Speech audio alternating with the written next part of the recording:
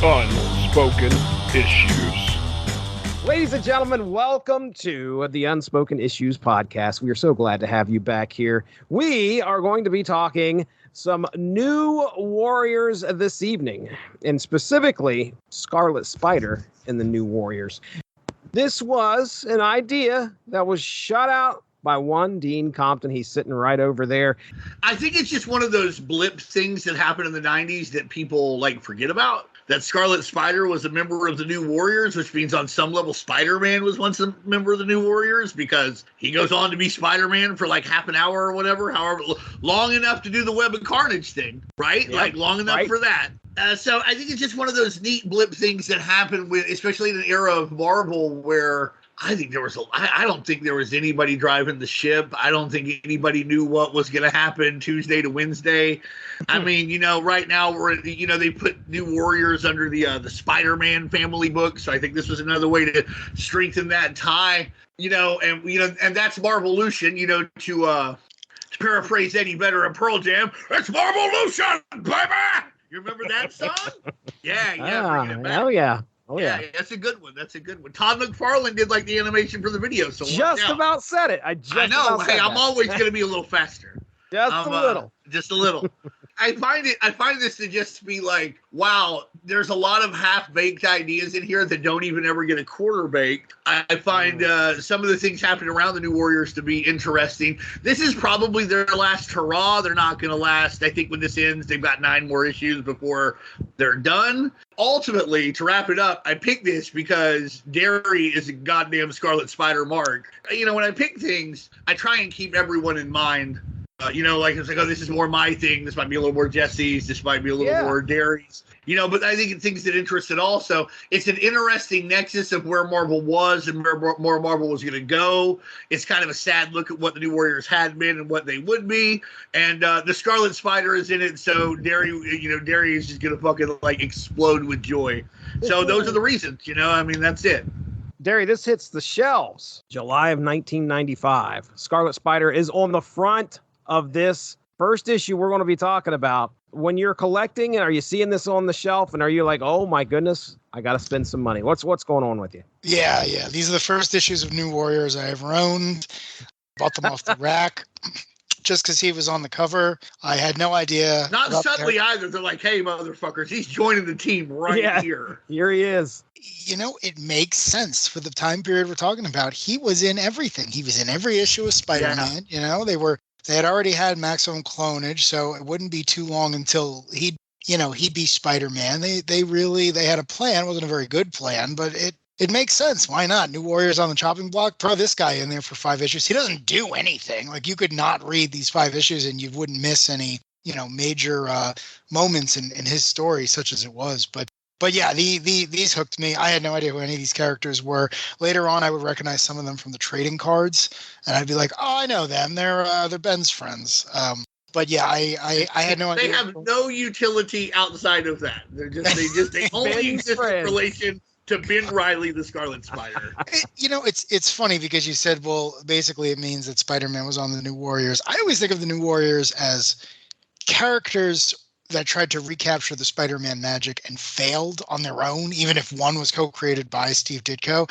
So someone decided, I'm going to put them all in the same book and see if getting them all together will work.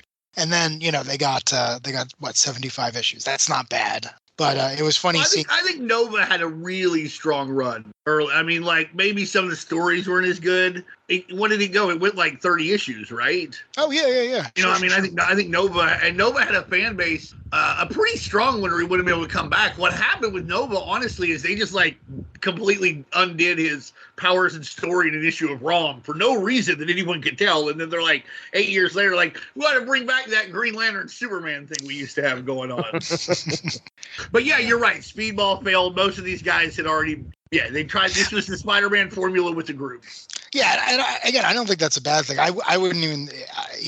I didn't even mean fail. I almost meant I'm glad you tried it. I'm glad it worked, and I'm glad we got this because I've gone back and I've read many of the New Warrior stories since, and I like them. I'm a sucker for a bunch of teenagers hanging out and thinking they're more important than they are. Great stuff. It's almost inarguably Fabian Nishiza's his best word. Yeah, I mean, there's a lot of good stories here. Mark Bagley cuts his teeth here, really great. Exactly. And again, I mean, for me personally, it was an introduction to a lot of characters like Darkhawk and Speedball and a bunch of other guys who, not necessarily the A level in the Marvel universe, but they still pop up here and there, and they've got some pretty good stories if you know where to look. Speedball, again, I mean, one of the last creations of Steve Ditko from when he ever worked for Marvel, so that's always worth checking out if nothing else. And we get a little Ditko homage in the last of the 5 issues that we read tonight, which was a nice, I say surprise. I did read these back in the day, but I didn't know what they were making fun of back then. So. Yeah, for myself, I mean, I wasn't collecting New Warriors Inner Cyberforce joke here, but sorry, Dean. This was something I had seen on the shelves. If I was collecting anything, it was X-Men. But I always kind of wanted to know, well, what's going on with this team? 75 issues, yeah, that's nothing to sneeze at. That's a pretty long run for a team book, for sure. For sure, I may have accidentally read a New Warriors issue at some point. I slipped and fell in the bathroom, and before you know it, I was reading New Warriors 7 and 8. The Punisher and Mandalorian. Woke up, it's bagged and boarded. I don't know what the hell's going on here. Where did this come from? Yeah, so this is probably the first time I've actually sat down and read a few consistent issues of this series. So you could honestly argue the first 2 years of the series are like must read material for like 90s fans. Yeah, no kidding. I mean, it's really good.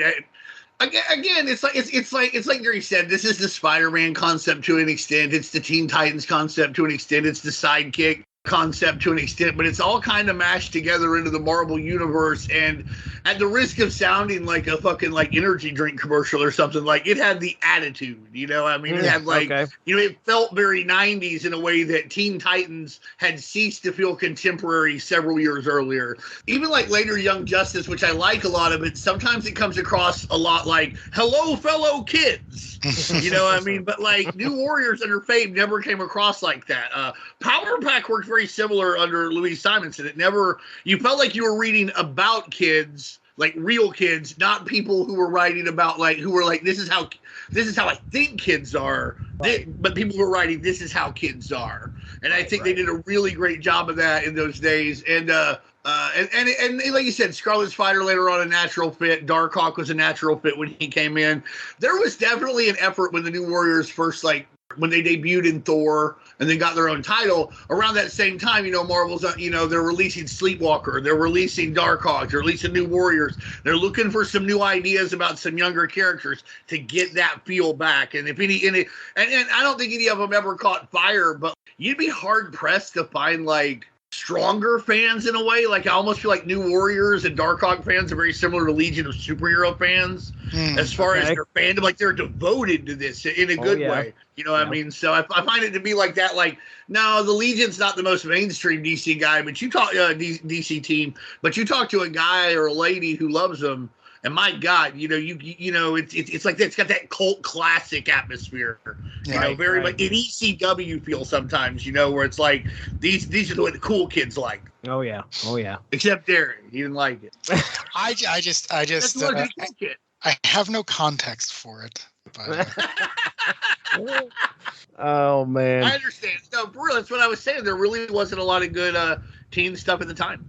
Okay. Well, this, like I said, hit shelves in mid 1995. We're talking New Warriors, issues 62 to 66. So real quick, a little bit of research done on the creative team here. Let's talk Evan Skolnick. According to Mike's Amazing World of Comics, Evan's first work was Marvel Avengers Spotlight number 24. Hell yeah, the best issue of the run. Hawkeye, A Show of Hands. I really don't know anything.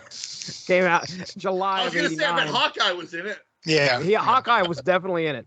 Evan also wrote a few issues of Tech World. So if you ever read any Tech World, you might have go. Mostly working with Marvel and some Archie in there. I don't know if you guys remember the Street Sharks or not. Oh yeah. Absolutely. Jocelyn. Oh, yeah. There you go. Did you know a guy like just made up a bunch of stuff about the Street Sharks back in the day on like IMDb or something similar? Like he was getting paid and he was getting so bored doing it, he just started like making up his own stories about episodes, like invented like a transgender character or something. Like you know, like all this crazy shit. Like that does not happen in Street Sharks. But the Street Sharks are cool. They, like I said, they're jawsome. So Jossum. Evan was also a colorist as well at some point. I did take note that he colored Kid and Play #1. Yeah, Kid and Play. Right. Get your hands on it, ladies and gentlemen. Yeah. And then let's talk about make House Party look like House Party 2. Kid and Play. Penciler Patrick Zerker. Yeah. Hope I'm pronouncing that correctly. It might be Z-Man. Zercher. The Z-Man. Tom Zink. Patrick. Darry's like, who the fuck? Patrick Zercher. I'm going to go with Zercher. Anyway, Patrick. So these issues are some of his early work with Marvel. Mike's Amazing World has his first Marvel comic listed as New Warriors number 55 in late of 1994. He's got a career that is still going because recently he was pretty consistent on Savage Avengers since issue 7. So if you so he's still around. I have those issues because they have the Punisher in them, right? Mm-hmm. I'm pretty sure I haven't gotten to read them them yet, but I picked them up. Yeah. Looking at what he did in his career, he usually dedicated himself to one book for a pretty fair run. So it's not like this is a lot of times when you go to Mike's Amazing World, you'll see a guy listed and he's doing like 3 or 4 different books at the same time. Patrick was just like, okay, I'm on New Warriors. I'm staying on New Warriors. I'm not diluting myself with any other work. No way this gets canceled with issue 75. He sticks with it, and then if he moves to another book, that's the only book this guy's doing, it seemed like. That's good work if you can get it. If you can find something solid like that, stick with it. It's, you feel good and you're making money, you may as well just keep doing it. He did pencils from issue 3 all the way to issue 24 of Cable Deadpool from 2005. So if you have any of those issues. That was a great book. Patrick Zerker. Book, yeah. These books are inked by Andrew Papoy, lettered by John Costanza, and colored by Joe Rosas and Adam Walenta. People, there are a lot of characters that are going to show up throughout these 5 books, but what we're going to do is try and keep things nice and short here. I'm going to go through the core members of New Warriors. Dean, I'm going to cue you up with some names. You feel free to say what you want to say here, but let's start with what I think. Let me say this real quick, though. The characters that all show up, and this is an amazing hallmark for this book, they've all been around forever. Like the fucking Psionex is like one of the first teams they fight. Like they've developed into this. Helix has been around. Like it's very interesting to see like all these like 5,000 people who like you got introduced to in issue 6 it's like this is their own little corner of the Marvel universe where you can develop a character like Pretty Persuasions or Rage even once he was here. So I do find that very interesting with the title. Like if you start reading New Warriors with #1 and it was number 75, I'm not saying there's a linear payoff, but a lot of the people who you meet, you will keep like seeing their journey. And I like that about this title. I had known Rage had been in New Warriors before, and of course they get that across here in the book. Right. They He tell leaves you, the Avengers. He's in the New Warriors because the Avengers are ageist. So they're like, he's like 14. He can't be an Avenger. Captain America is not a babysitter. I'm going to throw out first character, the one that I recognize the easiest in the New Warriors, and that is going to be Speedball. So Speedball, Dean Compton, drop it on us. Who is Speedball? Like Darry said earlier, one of Steve Ditko's last creations for Marvel, if not the last one. He's basically a suburban kid who just has very wacky adventures because he has very wacky power. He bounces off stuff. When he bounces off, he sure can't stop. And he gets surrounded by what appears to be Mike and Ike's and possibly Good and Plenty's. I get those confused. Started out as a very much inspired by the Spider-Man milieu, had his own like little adventures, problems with his parents, etc. A perfect addition to the New Warriors. And interestingly enough, I believe was not recruited by Night Thrasher to actually join the group when he started it, because that's like their origin. Night Thrasher was getting this group together, and I think he just kind of happened along into it. He's like, I have powers. I'm here. I'm a teenager. The fuck else am I doing? We've got another Spider-Man related character here. At least I associate this character with Spider-Man quite a bit, and that is Firestar. So Dean, Firestar. Well, yeah, she first appeared, she's created for Spider-Man and His Amazing Friends, first appeared in actually a comic called Spider-Man and His Amazing Friends, with Iceman and Spider-Man, the old Saturday morning mainstay. Then she gets brought into the X-Men world. She's a mutant. I think she was a Hellion for like 20 minutes, and then Then she like doesn't do anything for a long time. I swear to fucking God. Like she's in like an issue of Marvel Comics Presents and something else like maybe here and there. And then like she's in the New Warriors and has seemingly been a fairly prominent character in the Marvel Universe since then. Would later join the Avengers. I know she was recently part of the X-Men. I know she's gotten more. I think she's gone more in the mutant direction over the last like 15 or 20 years. But yeah, her power, she has like it's microwave radiation. She makes stuff real hot, burns it real good, and also because this is the Marvel Universe, she can fly. Because the Human Torch can fly and he's hot. She's hot. She can fly. She's also going out with Justice. That's another important thing here. I'm not sure when they break up, but they break up way later, I'm sure, because I don't think they're together now. But they're together now all the way through like the first like 30 or 35 issues of the at least the first 30 or 35 issues of the Busiek Perez Avengers. Next up is going to be Justice, but we talked about Justice in Firestar in that. Was it the Supreme Squadron? Supreme, yeah. Thank you. Yeah. And you'll notice it's really weird when you see Justice's characterization here where he's like, I'm a hard ass. I'm he is. Too. Then in the Avengers, he's all like, oh my God, will you sign my baseball card? You know, I mean, it's like, it's wild how it changed. And I don't even think it's bad, you know, because people change, you know, there's a sociological theory known as like symbolic interactionism. And sometimes what you represent and who you are will determine like how you interact. And that symbolism can change depending on the context in which you're in. When he's in the New Warriors, he's very confident because fuck these guys, you know, I mean, like, I'm as good as Speedball, surely, right? You know, on the other hand, that's Thor. You know what I mean? Yeah. You know, and he didn't grow up worshiping Nova, but he did grow up worshiping Iron Man. So it changes things. It's very interesting. I do think he winds up getting the short end of the stick there. I think Busiek should have pulled the trigger quicker on Justice. Because the whole arc should be he feels like he's not good enough. But then he like, you know, I don't know, stops the moon from crashing into, you know, a Quinjet or some shit. And he feels good enough. And you go on. And if you wait too long to pull the trigger on that, you know, it doesn't quite pay off. The climax isn't there, and I think they did wait too long later. It's a disservice to the character. Then later on, he's like a drill sergeant for the fucking like Avengers Academy or something. Yes, he is. Yes, yeah, he like is. and Slapstick's in that, and Slapstick beats the shit out of a Gauntlet, I believe.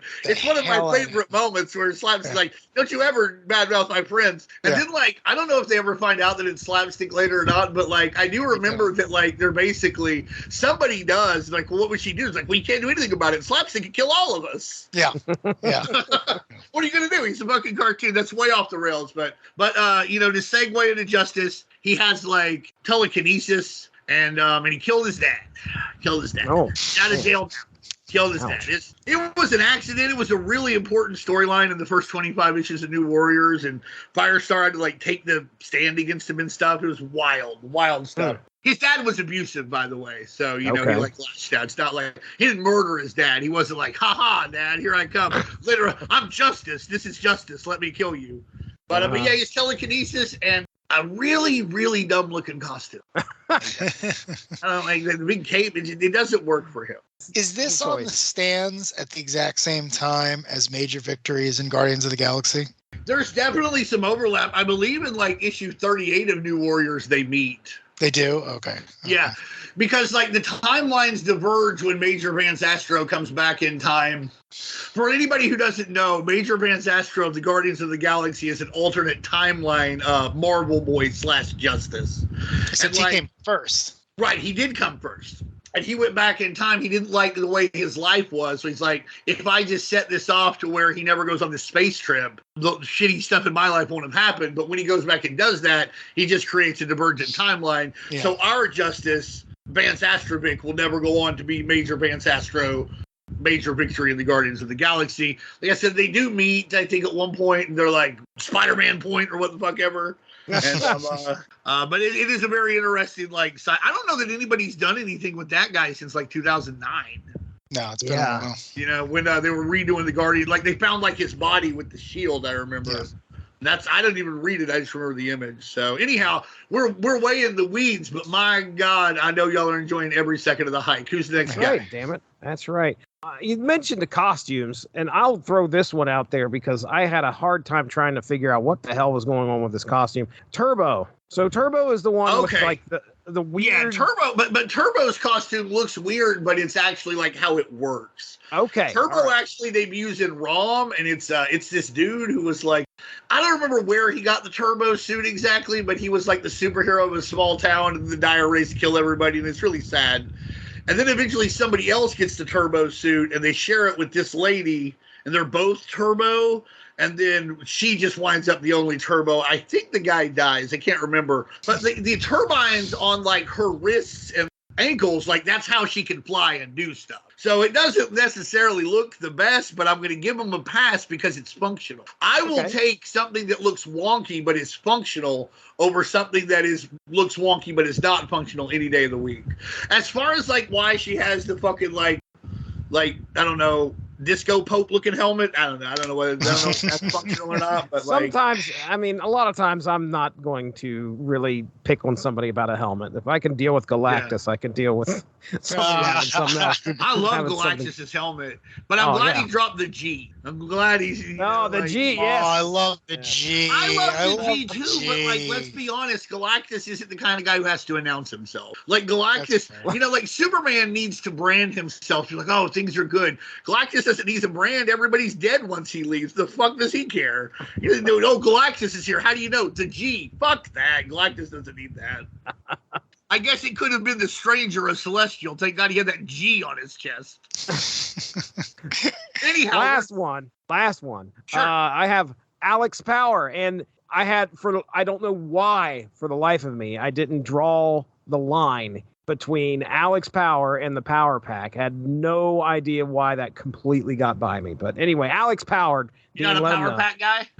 Correct. Yeah. I understand. I mean, it's really weird. Like, Power Pack, something that, like, I can remember reading, as odd as this sounds, when I was, like, actually 7 or 8.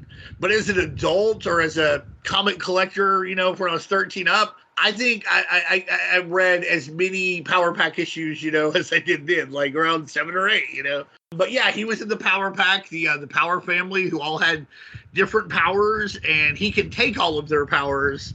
And that's what he's been doing to join the New Warriors. It's been a bone of contention in their house. Later on, he'll be like some kind of fantastic, he'll be in the FF. And like, I feel like he gets treated very poorly there. The FF is like a Fantastic Four substitute that like Mike Allred, I think Dan Slott that did it? I can't remember, but it's pretty good stuff.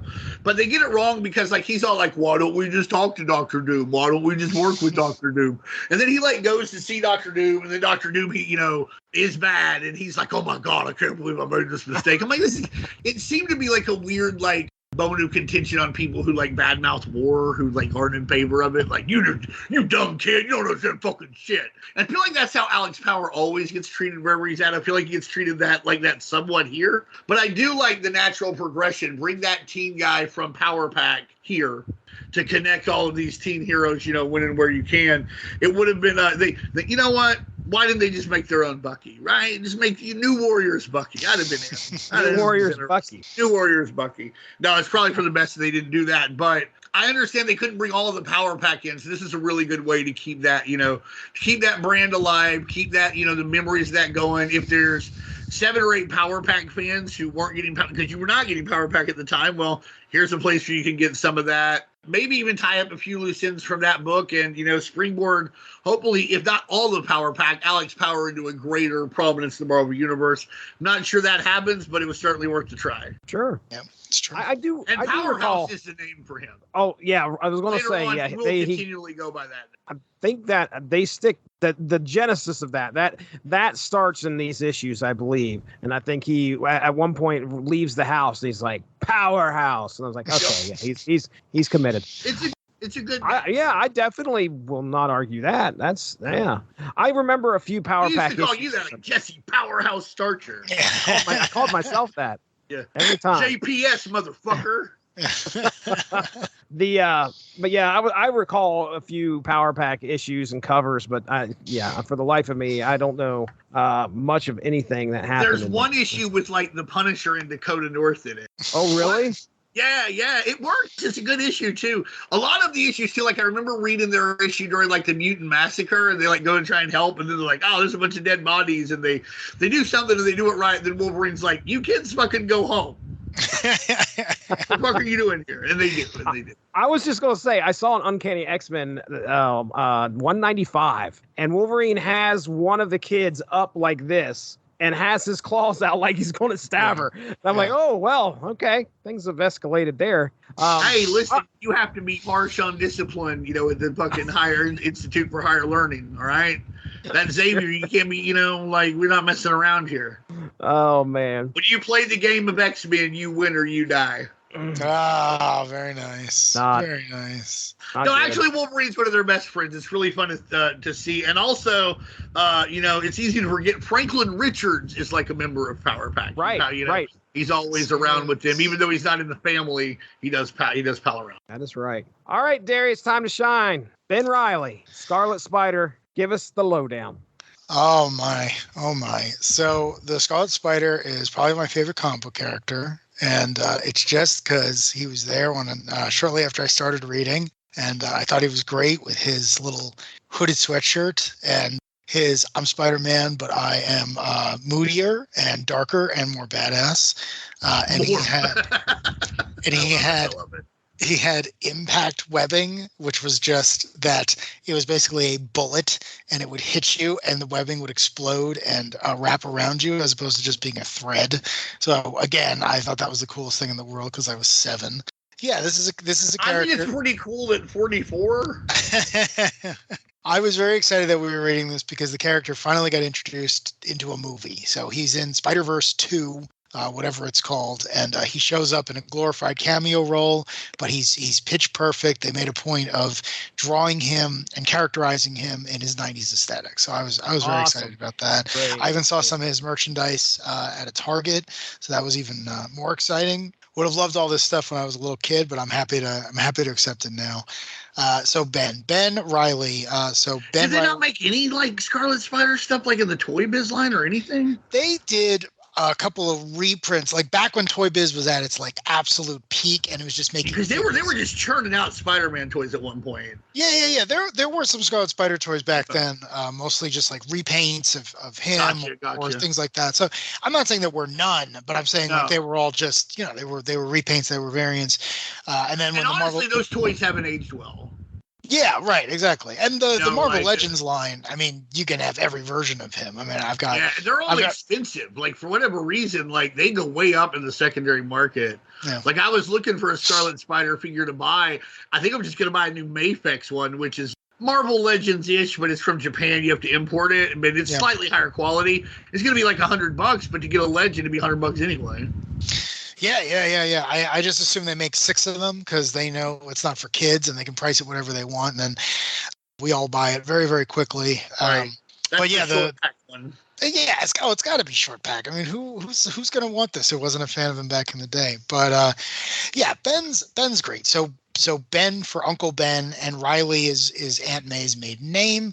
And the whole idea is back in the 70s, after Gwen Stacy was killed, the villain, the Jackal, cloned Spider-Man. They thought the clone died, and in the 90s, they were looking for something new to do with the character of Spider-Man, so they brought back the clone, and they gave him his own identity of Ben Reilly, and they gave him his super identity of the Scarlet Spider. And for 3 glorious years, he ran around the Spider-Man books, figuring out whether he was the clone or he was the original or whatnot, and then finally, he got stabbed by the Green Goblin and melted, and the entire thing was quickly swept away and not referenced for a decade or 2.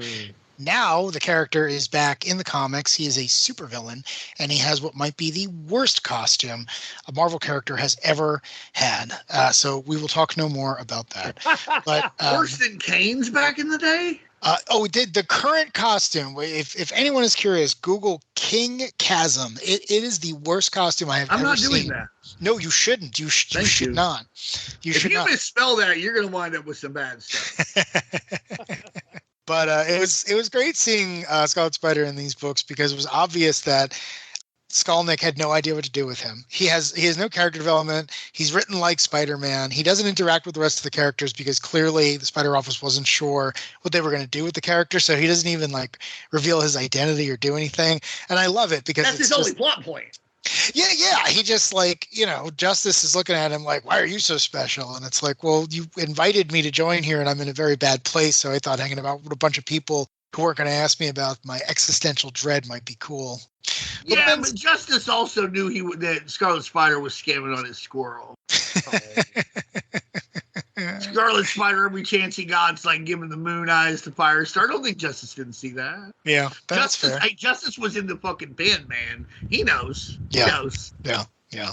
No, you're right. There's that whole scene in here where he's looking at her, and then the next panel is the same one, except she's drawn to resemble Mary Jane. And they were technically amazing friends together. So from one point of view. So I get it. Though he's also, I guess at this point, like 5-10 years older than them, right? Because he's seems that way, yeah. Yeah, it was weird. It was funny reading this when now he mentions that, and he's like older than them. Like I assume he's like 30, and they're all apparently like at one point Justice says they're still in high school, so I assume they're like 18. Yeah. It was funny too because they kept talking about their base of operations, the crash pad, and it's like, oh yeah, we just have this base like next to the Brooklyn Bridge. Like I don't know if you guys have ever been next to the Brooklyn Bridge, but like that's where City Hall is. So I love the idea that a bunch of teen superheroes with like way too much time on their hands, just every once in a while, like pop up next to City Hall, and they're like, hey guys, we're gonna go fight the Sphinx. We will be right back.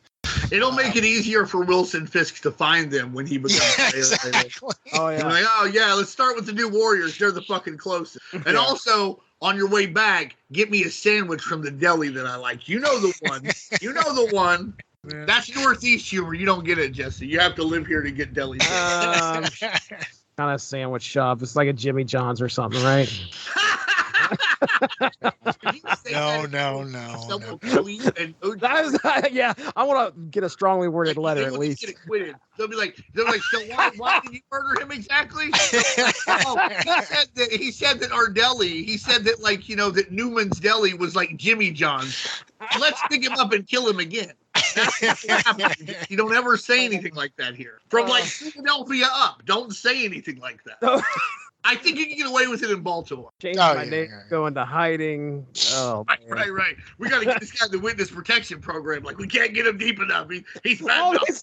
Well, let's get into the synopsis for these first 3 issues. Issue 1, the New Warriors, consisting of Justice, Firestar, Alex Power, Turbo, and Speedball, respond to the rampage of a madman named Helix, who is wreaking havoc in Manhattan. Firestar is almost crushed during the chaos, but Scarlet Spider arrives and webs up Helix, allowing the team to regroup. However, Justice accuses Scarlet Spider of being involved in Helix's rampage. Scarlet Spider reveals he has a serum to stop Helix, and Justice contacts Hindsight, which is a member of the New Warriors that we didn't bring up, but Hindsight powers there. Lad. Hindsight lad. He's a dipshit. That's his power. He's a fucking dipshit. That's really it. Like, he found out that he's discovered Speedball's secret identity, and so he's like, oh, I'll be Hindsight lad. What's that? I'll look at your past missions and tell you how you can do better later. Oh, right now. Fuck you. Wow. Hey, I'll eat this pie that you made and tell you how it'll be better next time, and I'll eat the pie again.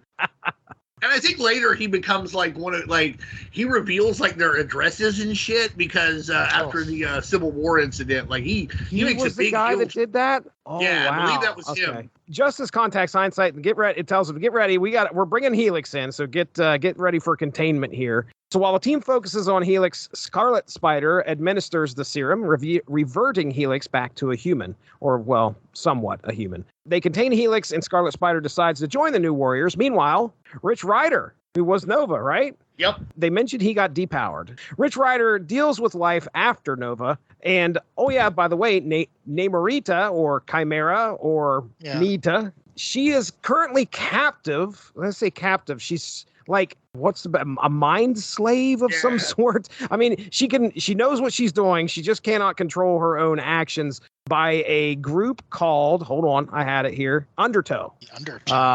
And she's part of the team. It's like it's kind of like Can't wait for them to be bigger than Hydra. Soldiers of Misfortune. That right there is a fucking wrestling name right there. The tag team called Soldiers of Misfortune. Soldiers of Misfortune. Yeah, that's a good one. I remember when I was a kid, I wanted Sergeant Slaughter and the Big Boss Man to team up, and I wanted to be like the Law Enforcers. That's how that was. But they could be the soldiers of misfortune. I could see that working too. Oh, that'd be great. That'd be great. Yeah. All right, issue 2. At New Warriors headquarters, right there by the Brooklyn Bridge. Helix begins to awaken and escape his prison cell, growing stronger in the process. Scarlet Spider realizes that if they stop attacking Helix, he won't continue to gain strength. Tensions rise within the team as Justice struggles with Scarlet Spider's attempted authority. He's like, Justice, I tell you. Helix eventually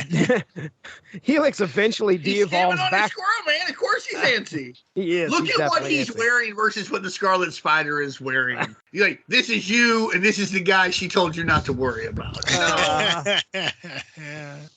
Helix eventually de-evolves back into a human form. Firestar becomes concerned about the side effects of using her powers. The team searches for Namorita. Rena, a speedster. I called her a speedster, but I don't think that's the case.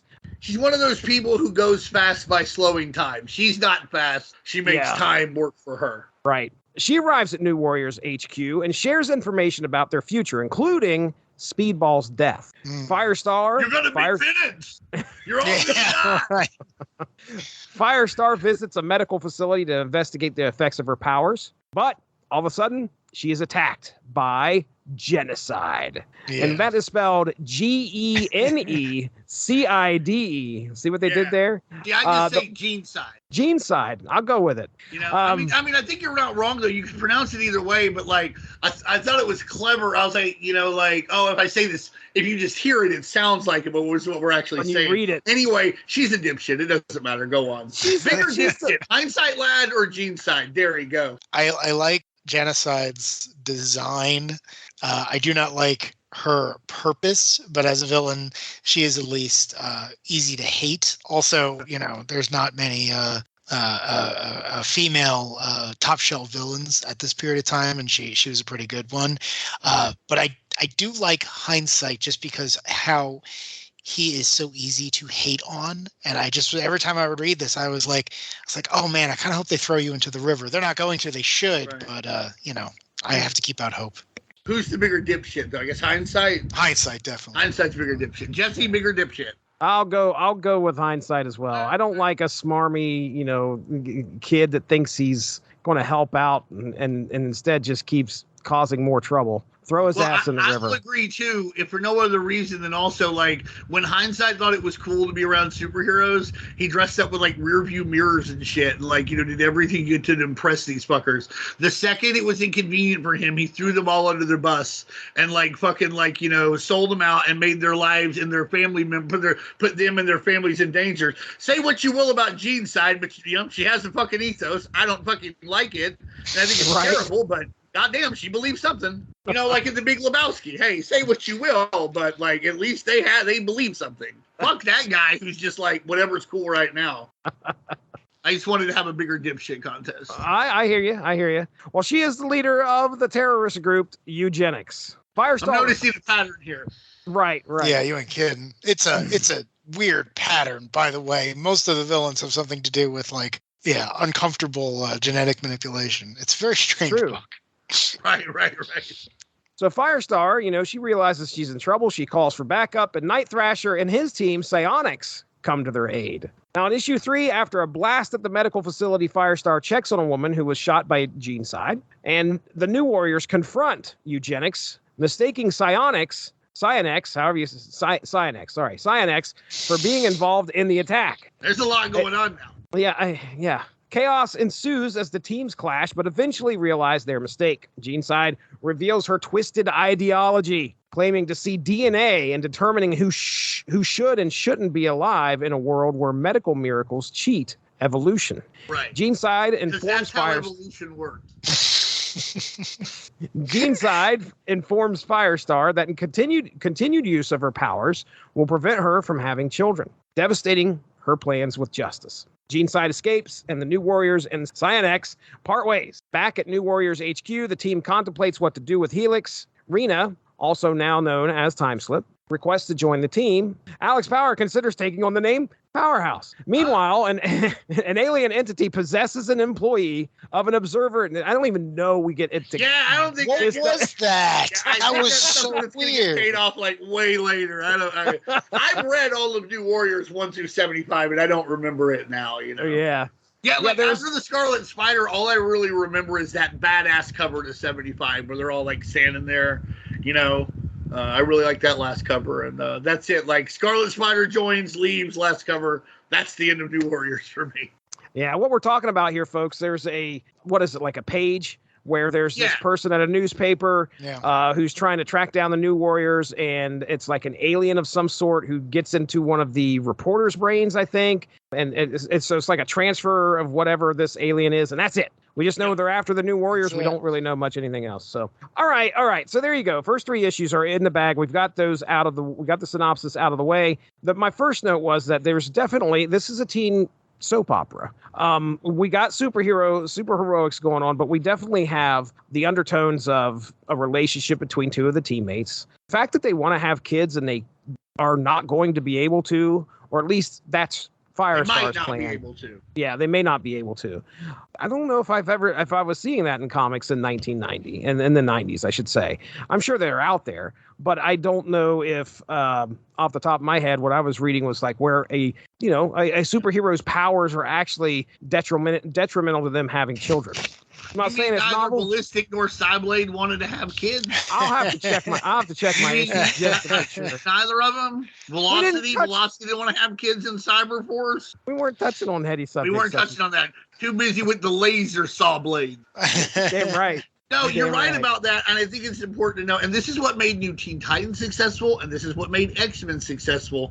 These are actually CW shows. They're not quite soap operas. I mean this in a good way, but if you think about, the heyday of the CW, which is changing now that Nexstar has bought it, and Warner and Paramount aren't going to supply as much material for them, but for the network. But like whether it was the Vampire Diaries, Arrow, The Flash, Supernatural, a lot of it was about pretty young people falling in and out of love with each other while crazy things happened around them, and at some point smooching the right person or the wrong person. And that's, and of course that's what you want. If you don't do that here with this book, it's not going to appeal to teenagers. It's not going to have the same appeal because when you're 16, 17, this is the kind of stuff that you're dealing with in your life. Maybe not to the extent of like, oh my God, what if I can't have children? But this is like, sadly, for some people, this is when they're having children. But for a lot of people, this is when you first start thinking about what your life might be like.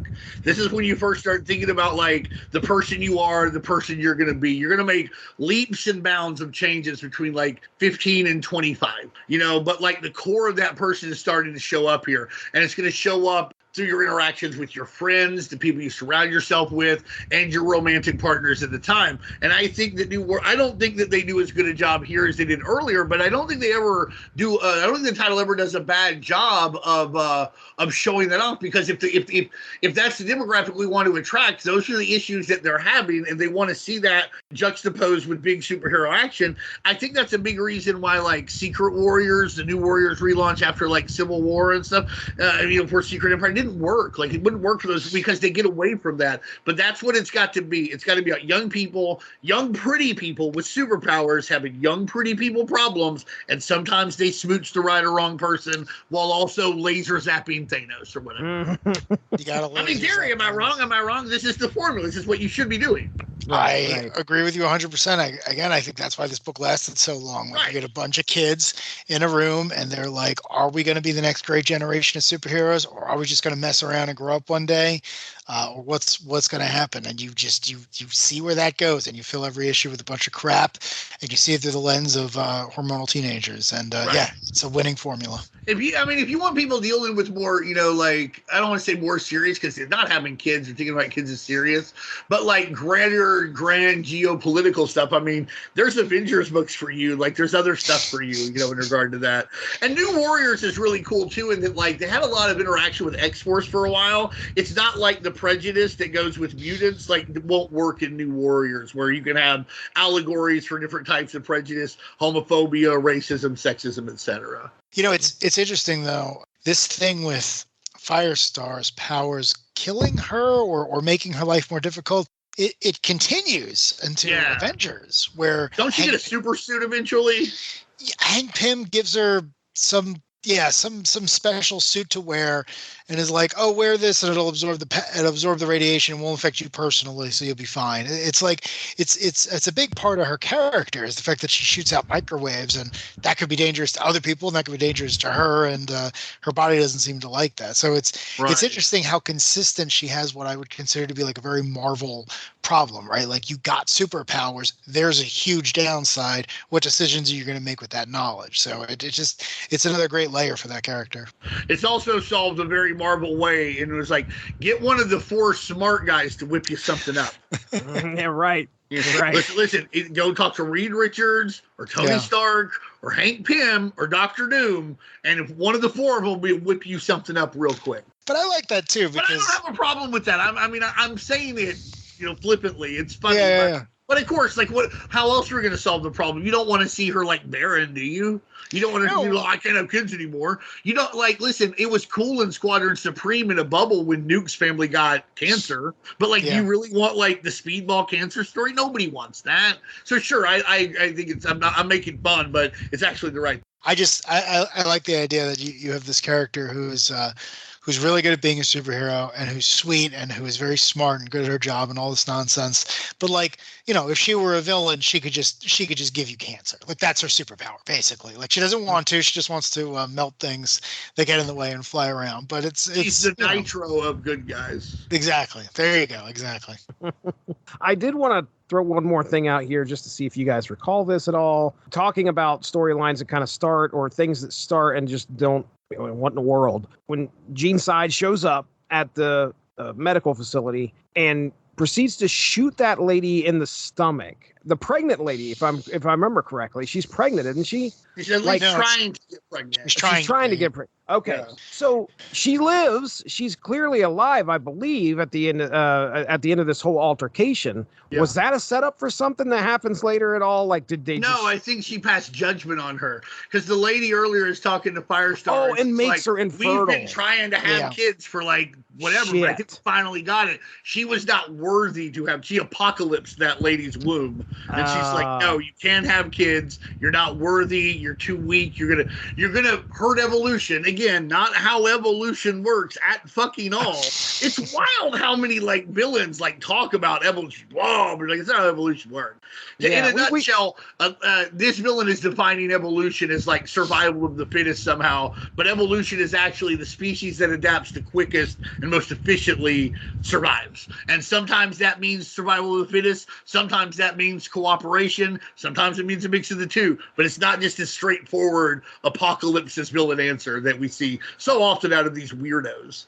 I want to get that straight, because it's weird how often you'll hear stuff like, yeah, but Thanos in the movies has a point. He doesn't have any fucking point at all. Like, no point. Like, it's not how things work. Apocalypse Sword is onto something. Not even a little. He is a madman. Well, okay. He can't turn his arm into a gun, and you have to respect that. That is true. That is true. I also want to say that, this definitely felt like a 90s book with continuity references all over the place. Yeah. Check out this issue. Check out this issue. Remember this issue. Remember this happened back in issue 50. It's evolution, baby! Yeah.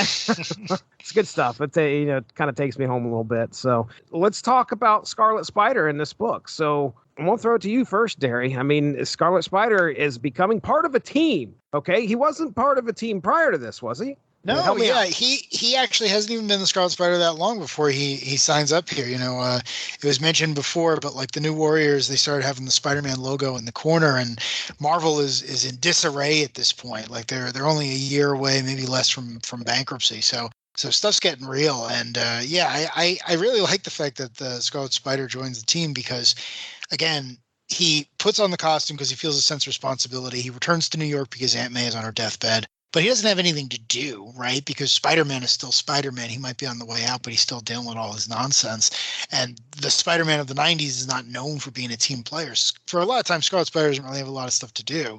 So the fact that he shows up with a bunch of kids, basically, he's looking at all these people who any one of them could have been him when he was that age. And he's like, yeah, I'll hang out here. Why not? I don't have any friends. I don't have anything else to do. And you guys seem to like me. I love that in the first issue, the way he takes out the villain, which apparently is the same villain they fought in Maximum Clonage. Maximum Clonage. Get it Yeah. now, kid. Still on sale. Oh man, I love that comic. You know, he does the typical Spidey. Oh, you're the one.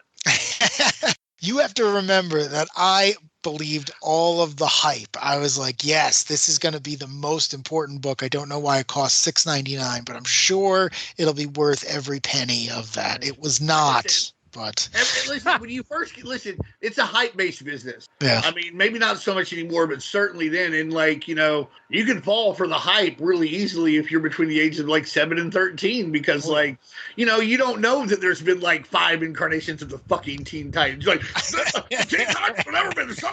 You know, like you don't know it. It's already not been the same 4 times. True. But so I'm not really getting on to you. I've never read Maximum Clonage, but I would.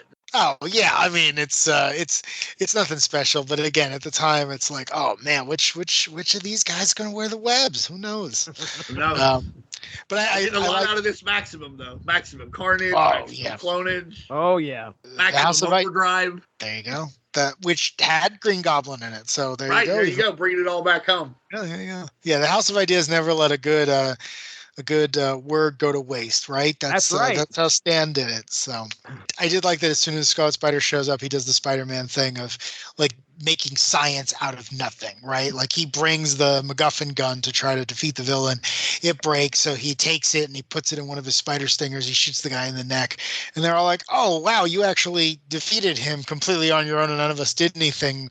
Would you please join us and lead us?" And he was like, "Yeah, I don't have anything else to do for a while, so yeah, let's go hang out." And then almost immediately, Justice is like, "I invited you to be on this team, but I'm the leader." And Scarlet Spider is like, "Yeah, okay, listen, I was a hobo for 10 years. I don't really know what's going on here. I don't know the vibe. So yeah, fine. Let's start again."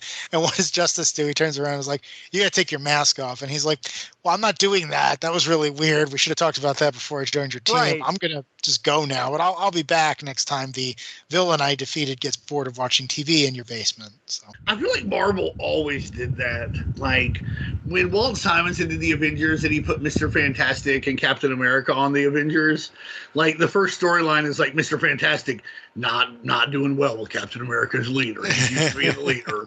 And I swear they've done this in the X-Men like 4 times. When Cable came back to X-Force and Cannonball had been the leader, like Cable was like, "It's hard to adjust to not being the leader." And apparently like Marvel is very big. Like someone always has to be in fucking charge. And that someone will almost never be elected unless it is the Avengers. Because I've seen their leader, you know, their chairperson elections. But it's very interesting. They go back to this one a lot. It's good too. I always think of the Cyclops thing where it's like, you know, for the longest period of time he was the leader, right? Why? Because he was the first student. You know, he had nothing else going on, so they always made sure he was the leader. But it's like every time a more interesting. He's an anal retentive asshole. Yeah, right. Exactly. He's the one you assume is going to be in charge. He's the Leonardo type. And Justice. I have said a million times that there's a Marvel crossover and Captain America isn't there and Reed Richards isn't there. Cyclops is in charge. I mean, who's next? Who else would you have after those two? Luke Cage. I haven't seen enough of his leadership qualities, so I won't say no, but I can see that. Very good. I mean, I just haven't read Thunderbolts with him, which is where I think he shows off a lot of that stuff, and the Avengers later. Like mostly, I've seen Luke. Most of what I've read are like Power Man and Iron Fist. I just like that. But I do like the idea. I'm not shitting on the idea.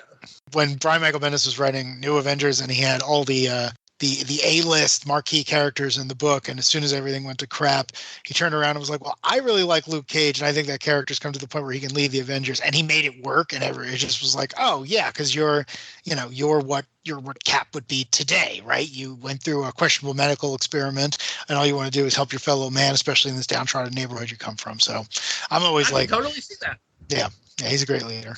But Cyclops has got to be up there. Yeah, when he's not deciding to turn his back on everything he was raised on. I don't care about any of that. Okay. I don't know anything about that stuff. That's what I'm saying. Like for me, Cyclops headcanon is asshole 90s Cyclops. Oh yeah. Well, he definitely. So like in the Marvel universe, like of the 90s, if there's a big crossover, to me it's like Cap, then Reed, then Cyclops. Yeah, I think that's as I said, things that come later I can't dispute or whatever. I don't know. He became some kind of weird tyrant, bigot, genocide guy. I have no idea. The X-Men's a thing that does its own stuff now.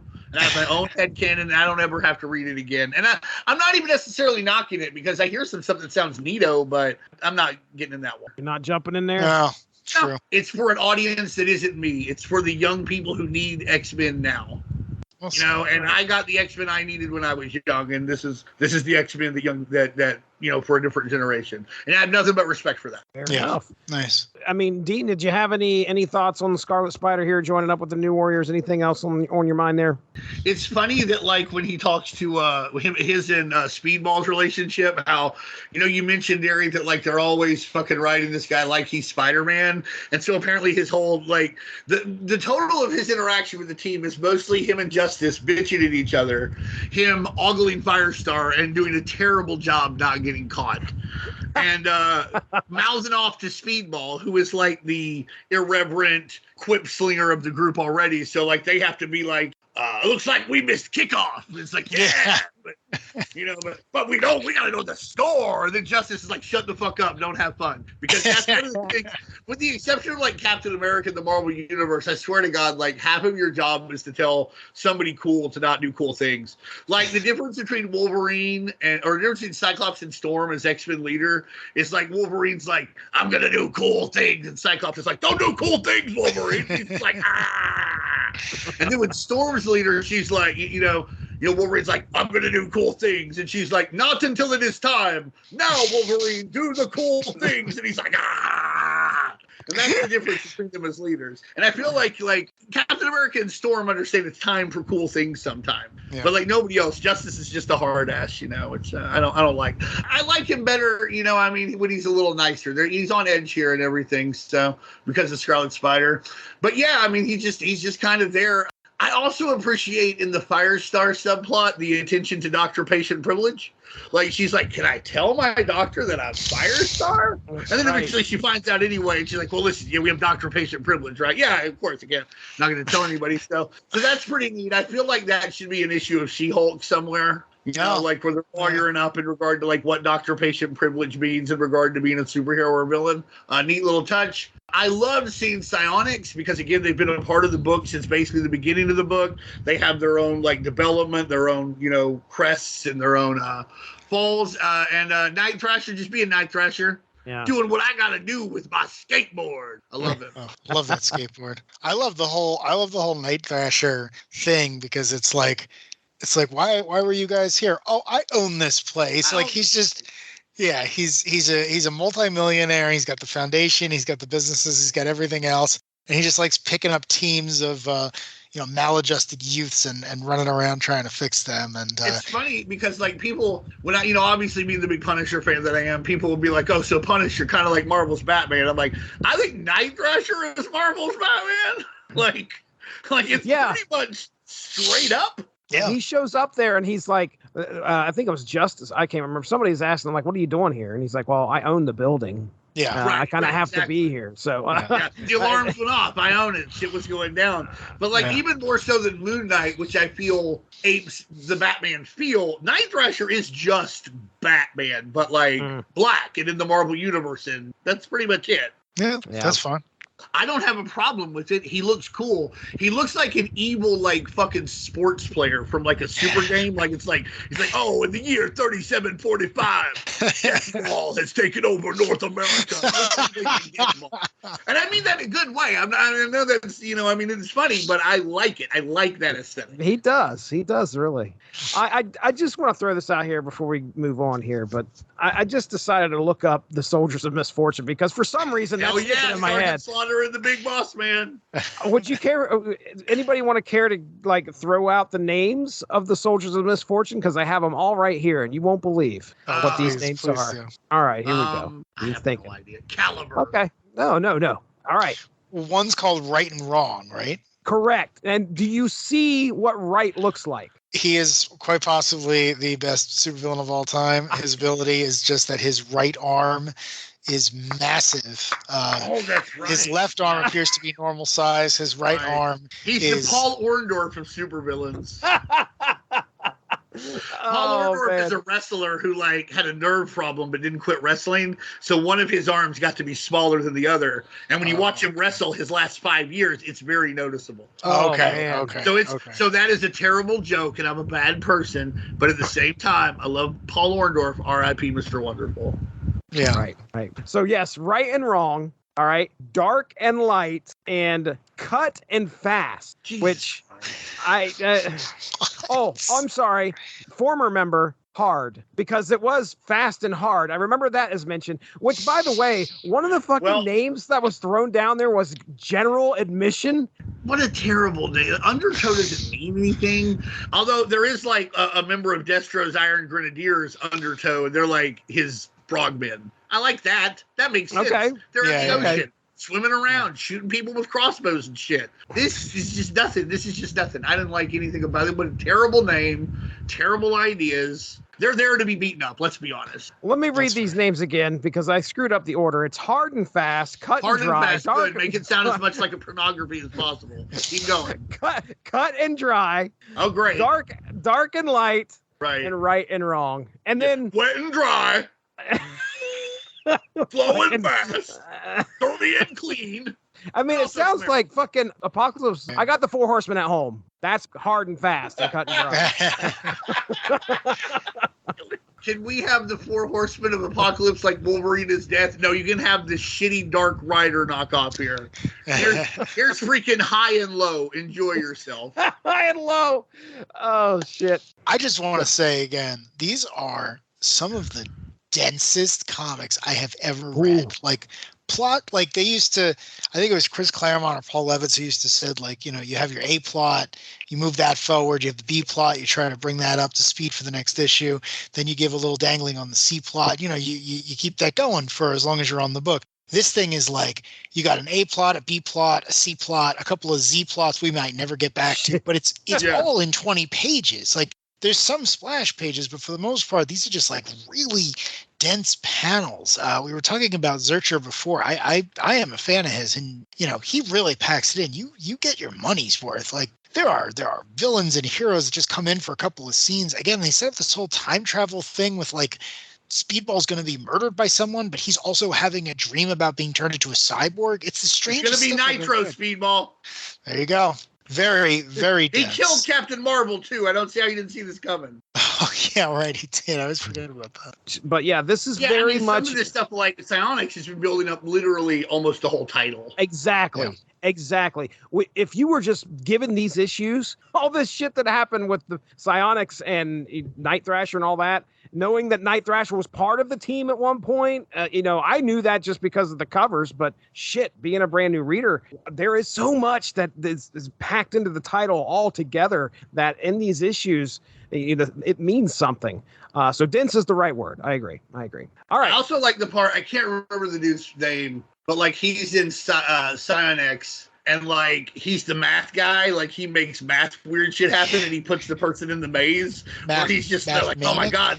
Math Maniac. Yeah. He is one of my favorites because I'm a fan of characters that utilize quantum mechanics to like do things like, you know, which is basically what he does. You know, I mean, he's just like, well, anyway, anything can happen.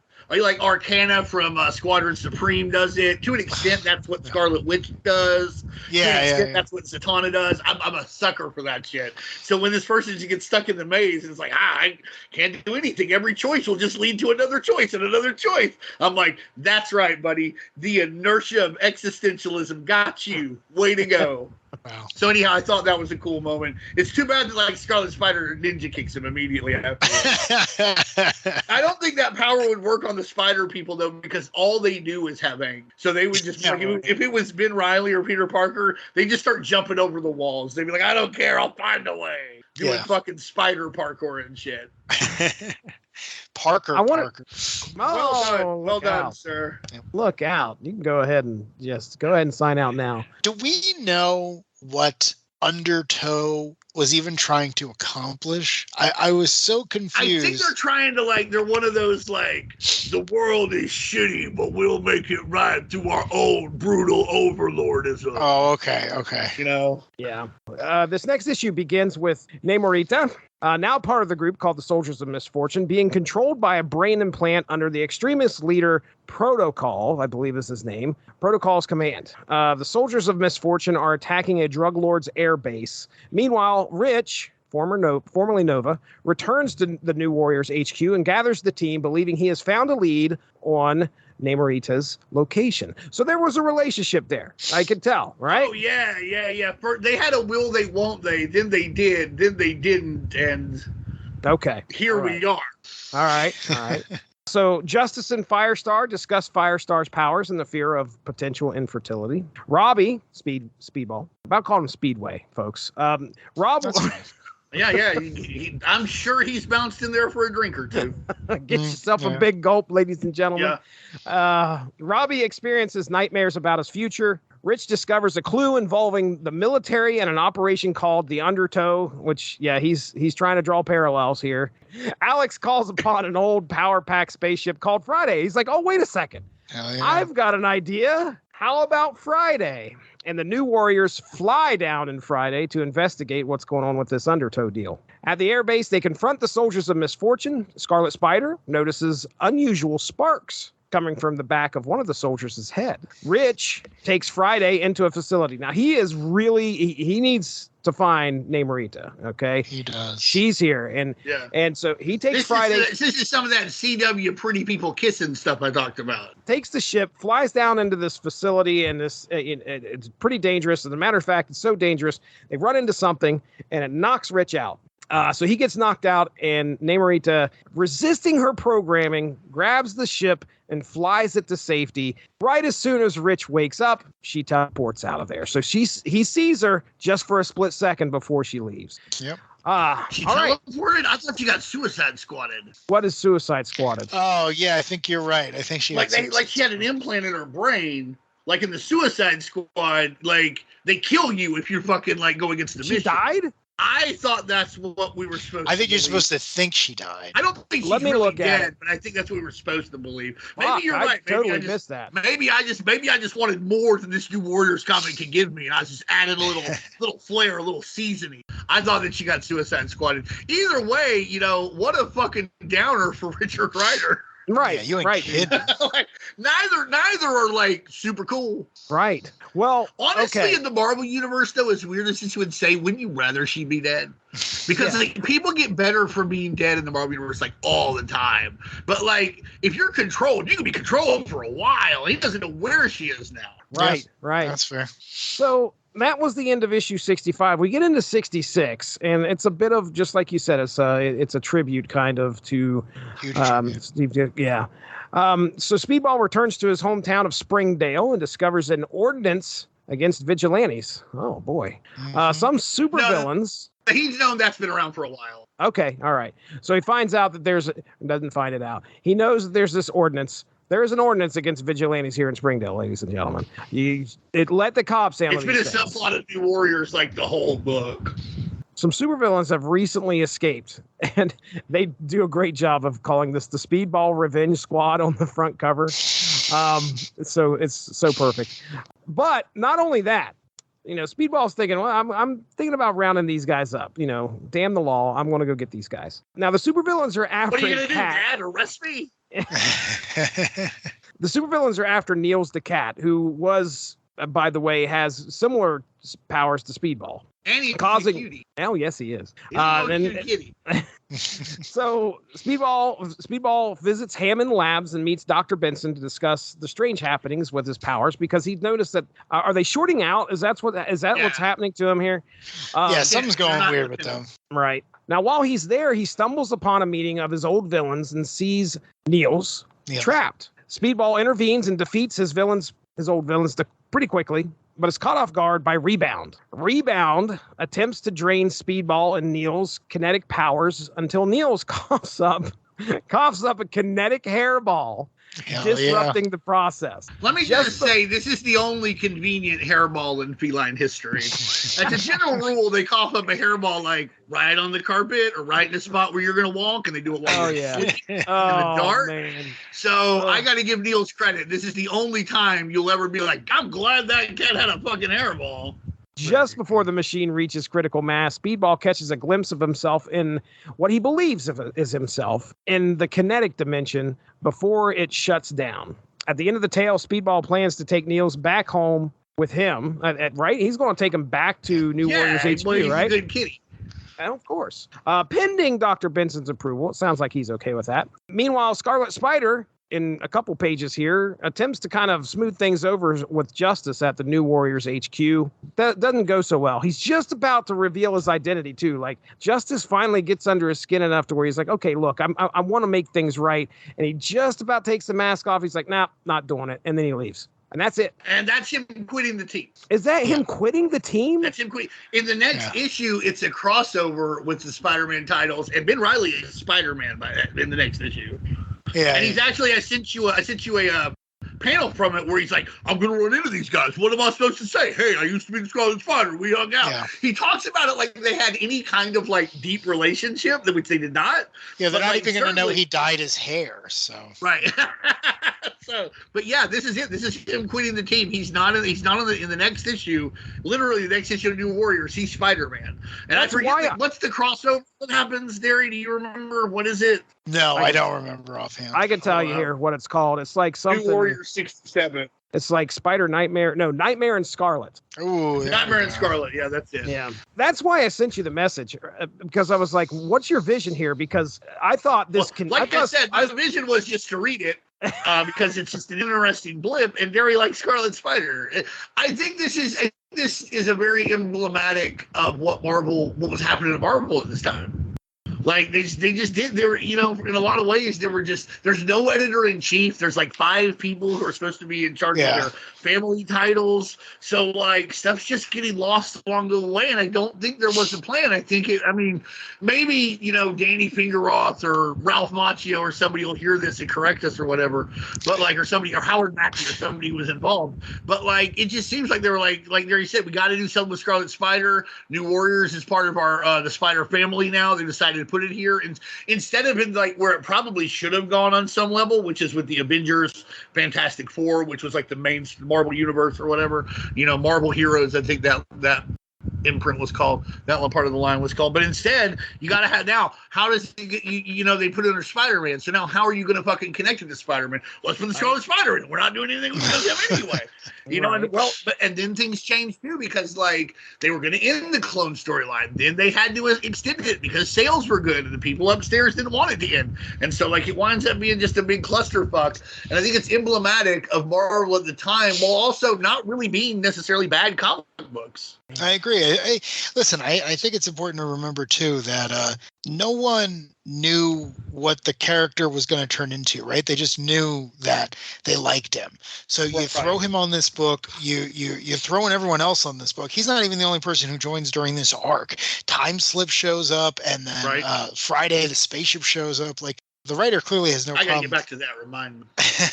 The writer clearly has no problem throwing a bunch of new characters on here, and things were probably so crazy that he was like, "Well, I'm going to drag this out and see where this goes. Maybe they'll let me, really do something with him." And then they probably got to the end of the arc, and they're like, "Nah, Bagley designed a new costume for him. He's getting the regular ones. You don't have to do anything with him anymore." And they're like, "Oh, all right, cool. Well, that was a nice couple of months." Yeah, I was looking over the panels again because I was like, "Did I miss something? Did I miss that he quit?" And it's not that. The only way you know that he quits is if you read the next issue. And then he's Spider-Man in the next issue. Maybe they didn't know that that was going to happen. It's easy to forget that Darry, I think, has pointed out a couple times, is not only was Scarlet Spider like a prominent, but Scarlet Spider was hot. Like, people were like, where was this going to be? So let's put a hot character in a book that's flagging, a character that's attached to the family that we're trying to attach this book to. A hot character, sales are sagging, let's put him in there. It's the same as putting Punisher, Wolverine, or Ghost Rider in something in 1991. Like, that was, that was like, hey, let's get him in here and, maybe this will raise sales. I mean, obviously it didn't raise them enough to stave the book off from being canceled. In 9 issues, but yeah, it's just a neat little piece of history. It's a neat little enclave, and it is decidedly 90s, and that's what we do. So I thought it was nice, and I know Darry loves to talk about the Scarlet Spider, so sure. Yeah, and it was definitely nice to go back to this period of time where he was hot. he didn't have the weird stigma of everyone blaming him for everything bad that had ever happened to the Spider-Man character. And like I said, right now he is back in the books and he is not having a very good time of it. So I particularly enjoyed reading this, where he gets to be, he gets to be a hero. He gets to be Spider-Man on a team. You guys know how in like the 40s and a little bit in the 70s, Jack Kirby used to do like the kid gangs, right? He'd have like 4 or 5 Newsboy Legion, Boy Commandos. Yeah, exactly. And they'd always have like one adult who could have been a superhero or someone who could punch or someone who hit them. Like that's kind of what Scarlet Spider is here. Like you get a bunch of kids and Scarlet Spider shows up and he's like, man, I haven't been in the city in 5 years. I missed a lot, but I'm here. You're all new superheroes. I don't know it all. You seem to have it together. And honestly, it would have been nice to have this many friends when I was your age. So yeah, I'm going to hang out. Let's see what happens. I thought it was great. I thought it was a good move for the character. And like I said, it's the first time I ever read New Warrior. So I'm a fan. I got nostalgia for it. Let me point out something you said earlier too, because I can be a stickler. I can be a bit of a kind of guy. You said Spider-Man wasn't a very known for being a team player in the 90s, but he literally joined the Avengers in the 90s. He did?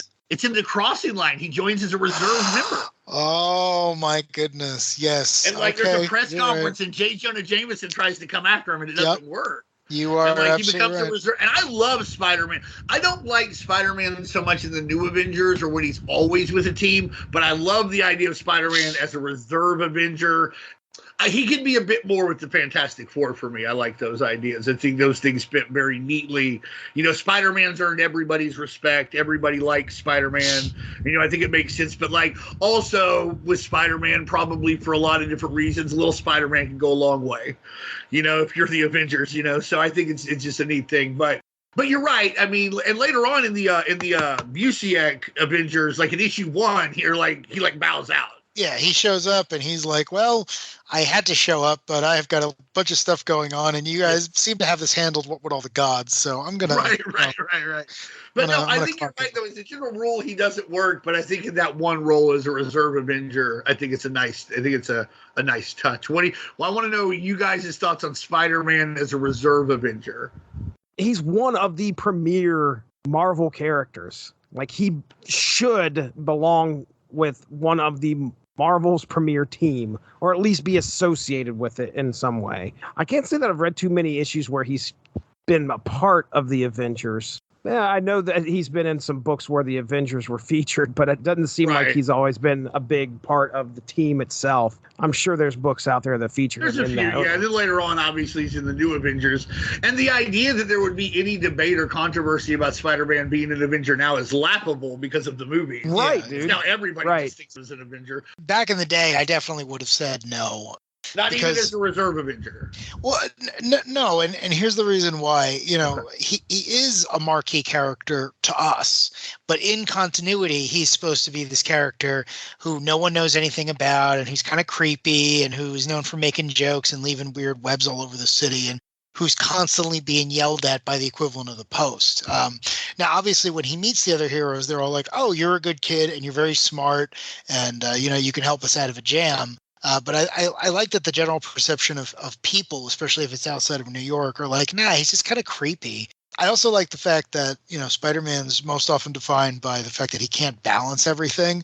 So I love the idea of like Captain America or Iron Man calling him and being like, hey, we have to go fight Kang. And he's like, well, I would, but I've got 16 other things going on. So if I can get up to Midtown, I will help you. Otherwise, you might want to call the, what do you got? Hawkeye? Yeah, call him. Let him do Hank Pym. West Coast Avenger himself. Don't ever call Hank Pym for anything. But yeah, you know where you're going. But I did like New Avengers because, instead of being a reserve, instead of just saying, hey, kid, you've made it, you got a little bit of respect, it was different. It was like the Avengers have been completely destroyed by one of their own. There's no more premier team. And then this terrible thing happens that comes from one of Spidey's villains, Electro, and the heroes just show up. And Captain America goes, that's it. Everyone who showed up today, I don't care if you've ever been on the team before, you're Avengers now until this threat's dealt with. It was almost like a Justice League moment. I thought it was great. I also want to say, I don't like how Richard Rider treated Friday.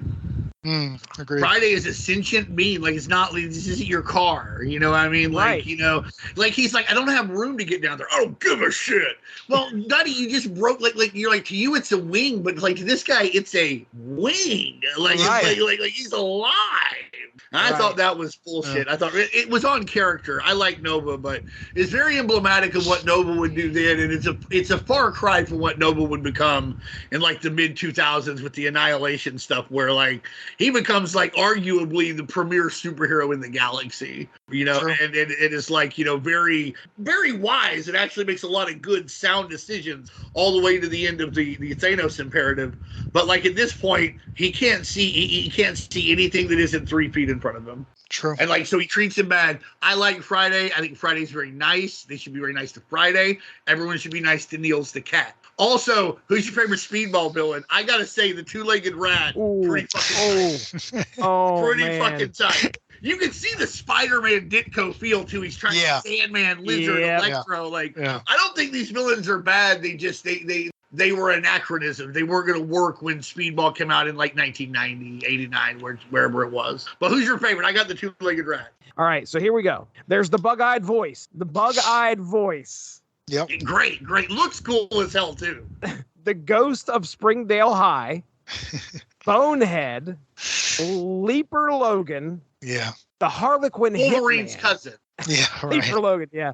The Harlequin Hitman. The Basher. The two-legged rat. And the Sticker. And I'm going with the Sticker because he looks like a big pile of snot. My favorite villain for Speedball is not in this book, though he might have passed through it to get home. It is the city of Stamford, Connecticut that he blew up in Civil War. I'm just, just putting that out there. Just You're putting a bad that person. out there. Just putting that out there. You're a bad person. You don't have to do that. It's true. You It's could true. be a night.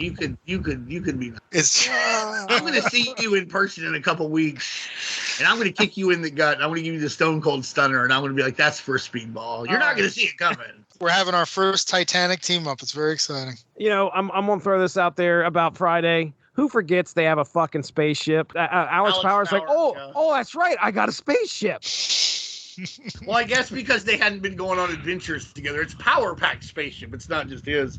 But maybe he discovered girls. Like, I forgot about a lot of things when I was around his age because, like, girls, baby. Could you imagine hanging out? But I would not have forgotten spaceship. I was going to say, how you going to fucking forget Friday? It's so funny because he's just hanging out with these guys. He doesn't have a superhero name. He's got all his friends' powers. And then when someone from the future is like, do one of you have a spaceship? He's like, oh, yeah, I completely forgot about that. Like, you can almost see him writing the script and be like, well, I need them to get from A to B. Have I left anything out? And then they're like looking through back issues and it's like, wait, Power Pack had a spaceship? Yeah, all right, we're bringing that back. That's great. Poor guy's been like sitting in the Hudson for like 5 years. Oh, God only knows what's going on. At least been hit by at least 6 bodies. Oh, yeah, at least. Last thing for me, all right? There is a reference in our Speedball feature here in our last issue about red M&Ms. So as he's going across, I'll go ahead and read this panel. Man, does this old house bring back some childhood memories as Speedball is heading back to his home? It's all gushing back. George Bush and his 1,000 points of blight.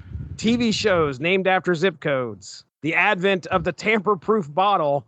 And most importantly, the return of red M&Ms. Yep, that was a big deal. So, yeah, it's funny because I barely remember that being a big deal. It was 87. Was that what it was? But yeah, red I remember, M&Ms. like, the dye was like bad for you, so they didn't have red M&Ms for a long time, and then they did. And my God, the world was never the same. They were absent from 1976 and returned in... It was 87. So Mars reintroduced red M&Ms, but kept orange in the bag in 1987 once the panic surrounding anything red had passed. It's the one with more fun, 10% more fun. The one with more fun, 10% more fun. M&M's is the one that added more fun for everyone. Now there's more chocolate fun for everyone. 10% more M&M's chocolate candies in every pack. And we even brought the red ones back. It's the one with more fun, 10% more fun. More chocolate fun for everyone. I enjoyed myself remember it here, being guys. a big deal for some reason. I was 9. I was like, Wasn't at one point couldn't you vote for the next color? Was it blue that ended up winning that was or something? later on, but Yeah, you did get to vote for the next color later on. In America today, an important national election is taking place. Your vote can make a difference. Pink, purple, blue. Vote for the new M&M's color and give America's chocolate a brighter future. The most important food voting incident of all time, they try and keep it covered up, was when we got to vote whether the Trix rabbit had tricks or not. And overwhelmingly, the kids were like, give the fucking rabbit some tricks. You are bad people. Why are you so mean? The rabbit makes history as kids vote to give him a bowl of delicious fruit-flavored Trix. Tricks are finally mine as part of this good, nutritious breakfast. Now that I have delicious fruit-flavored Tricks, I vote to eat them! Silly rabbit, you ate all your tricks. Huh? All gone? Once again, tricks are for kids. I guess it's back to disguises for you. Not funny. I don't know if we called the 900 number or we mailed something off, but I voted. And I was like, Did you really? I did. This is very important to me. The last time I was able to vote for something that mattered. We got that fucking Trix rabbit, his Trix. You're like, not only can I have Trix, but he can't have like Trix gum or Trix yogurt or Trix ice cream. He can't have anything Trix related. What the fuck is wrong with you, bully ass gatekeeper? Let this rabbit have some Trix. There's lots of Trix. We've covered a lot of things tonight. We certainly have. I mean, I've had a good time. Look, first time I ever had a chance to read a New Warriors consecutive issues. I had a blast. We'll have to look at some of the early issues sometimes. You'll really dig them. I was really interested in this Nightmare and Scarlet stuff. It actually looked really cool. I just, thumbed through because it's part 2 that happens in the next issue of New Warriors. Right. And it looks pretty damn neat anyway. I don't know what the hell is going on with Scarlet Spider at this point. Like what he's turning into, but it looks Spider-Man. Looks good. Okay. Spider-Man. Okay. Definitively does not look like Spider-Man. He's all silver and shit. I don't know what's going on. But all right. So any other things left unsaid that you guys would like to throw out there? I'll throw it to you first, Dean. No, like I said, it's just a very interesting piece of Marvel history. They're a fun few books, and if you like the Scarlet Spider, they're not must read, but they're like they're fun enough to read, and they're actually, if you find them at a dollar bin or something, they're actually starting to be a little pricey for These are low print runs with a hot character who appears in them. So if you see them at a dollar bin, snatch them up, and if you see them some other way, read them up. They're not a bad way to spend an hour. Yeah. Okay. Darry, anything to add? Yeah, I would say if you at all like the character, if you may have seen him in the movie, or if you've ever been curious, these are good, solid 5 issues if you can find them. And again, you're going to get all of these plot lines. Some of them are not going to go anywhere. You're not going to be bored, and I feel like that is a good measure of why you should spend the time reading the comic. Let's go ahead. We'll get into plugs. Dean Compton, tell them about the Unspoken Decade. At the UnspokenDecade.com, I just finished up some stuff on Kyle Rayner, everybody's favorite Green Lantern. No controversy. And obviously we're posting at the Facebook page every day. Twitter's a pretty big cesspool, so I've done a lot less there lately. But we're on Instagram now, too. I'm going to try and start up the Instagram a little bit more in the next week. So have a look out for all that stuff. That's what we do. 90s Comics. Watch the fuck out. Look out. Look out. Well, ladies and gentlemen, you can go find you're probably listening to it right now, the Source Material Comics feed. If not, if you got a podcatcher, you should be able to look up the Source Material Comics podcast. That's where this show drops, usually about every other week. And also the Source Material Comics podcast, which is essentially a book club for comics of any decade, era, or whatever. We have a good time over there. You play Marvel Snap, I've got a podcast for you. Me and Evan Bevan sit down. We play Marvel Snap. We talk about it. We have about, 4 or 5 episodes that churn out in a month, usually dropping all in 1 week, but they're only like 20-minute episodes, real quick hits. I want to thank everybody for being here. We had a great time. We'll be talking to you soon. That's Dean Compton. Darry Waite's down there. I'm Jesse Starcher. Thanks for joining us. Have a good one. Bye-bye.